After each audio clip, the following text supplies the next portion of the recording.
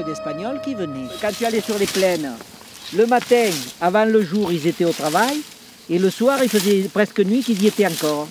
Et ils abattaient un travail terrible. Ils étaient payés à la lavande. Celui qui n'avait pas le coup, il en perdait là. Et oui. Alors ce qui se passe, c'est qu'à l'époque, il fallait qu'il fasse chaud pour couper la lavande. Maintenant, ils attaquent bonheur. Ouais.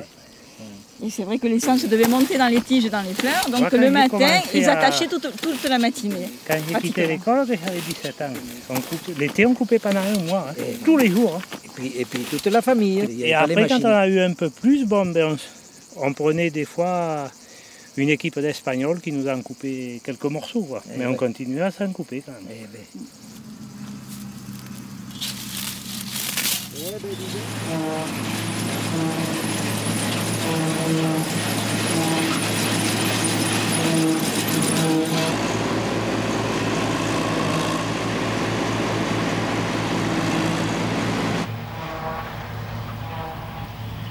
À 3 remorques, donc.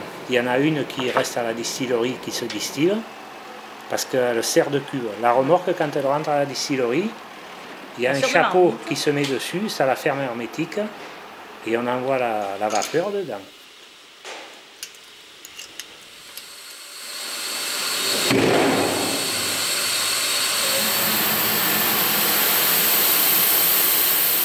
Le principe, c'est d'envoyer de la vapeur dans la cuve.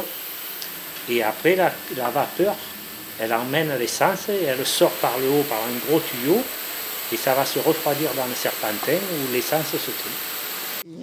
Ici, on a arrangé le tout et ça fait 30 ans, même plus, quoi. Je veux dire, on améliore chaque année, c'est bien quand même. Et chaque année, c'est vrai que quand ça fleurit, la campagne revit et tout, moi, c'est un plaisir.